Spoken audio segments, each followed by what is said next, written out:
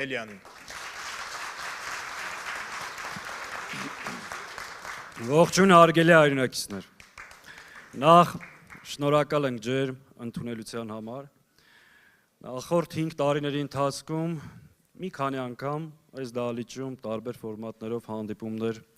ունեցել ենք, խոսել ենք ամեն ինչի մասին։ Եթե շատ-շատերը հիմա են հիշես խնդիրների մասին, մենք ոչ միայն խոսել ենք, այլ 5 տարի միասին պայքարել ենք, փորձել ենք ամեն ինչ անել, որ այս կետին չհասնել։ Բայց եկեք կարճ փորձեմ առանց էմոցիա բացատրենք մի հատ նորից ինչա կատարվում մեր շուրջ այս ընթացքում, ինչա տեղի ունենում։ Տեսեք, կա մի իշխանություն, որ ասում է հետևյալը. ես Արցախը հայկական չէր, հանձնել եմ Արցախը, բայց դրա արդյունքում ունենք ինքնիշխան Հայաստան, իրական Հայաստան եւ հասել ենք խաղաղության։ Ինչ ենք ասում մենք։ Ասում ենք, այ սրիկան էր։ Արցախը հայկական էր ու հայկական երկրորդ հանրապետությունն էր։ Դուք Արցախը հանձնելով ոչ միայն Հայաստանի ինքնիշխանությանը չեք հասել, այլ փլուզել եք ողջ Հայաստանի անվտանգության համակարգը եւ առաջիկայում պատրաստում եք նոր տարածքներ հանձնել Ադրբեջանին։ Եվ վերջի 10 օրվա ընթացքում, սիրելի ներկաներ, մենք մի բան ենք ասել ենք, եթե այդպես չի, դու չես պատրաստվում վերարտադրվես եւ նոր տարածքներ հանձնես։ Ընդհանրապես խնդրում ենք արա երկու հայտարարություն։ Պարզ կանգնի մեր ժողովրդին ասա, որ եթե դու վերընտրվես, Հայաստանից նոր տարածքներ չես հանձնելու։ Ու երեք մենք այս հարցի պատասխանը ստացանք։ Նիկոլ Փաշինյանը հայտարարեց, որ իր ընտրվելու դեպքում Հայաստանից նոր տարածքներ է հանձնելու։ Ասացին, որ տարածքներ, ասեց Ադրբեջանի 3 տարածքները, հասկանում եք, արդեն Հայաստանի տարածքներին, ասում Ադրբեջանի տարածքները, նշեց այդ տեղանուններով ադրբեջանական անուններ ու ասեց հանձնելու։ Ժորժ ջան, աշխարհում սենց բան գոյություն չունի։ Աշխարհում չկա մի իշխանություն, այսինքն դու պատկերացնում եք վարչապետի թեկնածուն եկել է ձեզ ասում է, քվեարկեք ինձ, որ մեր պետությունից երկրից տարածքներ կտրեմ, կտոր հանձնեմ Ադրբեջանին։ Ու իր այդ հերթական դավաճանությունը, սրիկայությունը հիմնավորելու համար ինքը պարբերաբար որոշում է Հայաստանի որ տարածքն է հայկական, որը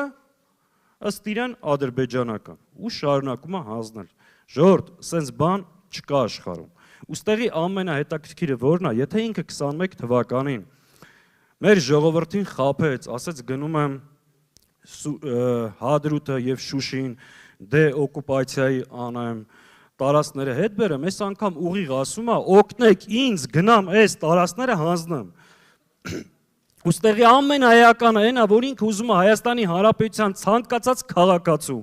մաս դարձնի իր դավաճանությանը, իր երկիր հանձնելուն, մեղսակից դարձնի պետական հանցագործությանը։ Ու եթե վաղը միսօր սա կարողանա վերարտադրվի,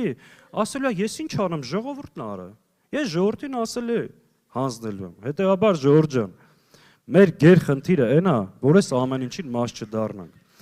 Ուստեղ ամենահետաքրքիրը որն է, այս իշխանությունը, նման հայտարարություն անող իշխանությունը, ընդամենը 10 օր հետո ուզում է զորահանդես անի։ Զորահանդես անի, մի քանի զենքեր են ձեռք բերել, ձեզ ցույց տա, կրկին խափի ժողովրդին եւ տանի նոր կոտորածի։ Այս զորահանդեսը չեն անում բանակի մարտական ոգին բարձրացնելու համար, բանակը ավելի մարտունակ դարձնելու համար, սա նախընտրական զորահավաք է ձեզ խաբելու համար։ Ու պարզվում է, որ տեխնիկան թողելու են հրապարակում, որ մարդիկ շարունակեն սելֆի անել։ Ու դա հիշեցնում է 2019 թվականի պատմությունը։ Հիշում եք Սու-30-ները, որ առավ, Դավիթ Տոնոյանի հետ նկարվեց, ձեզ ասեց այլևս պաշտպանված եք։ Պատերազմի ընթացքում ինչ եղավ, պարզվեց Սուերը հրթիռներ չունեն։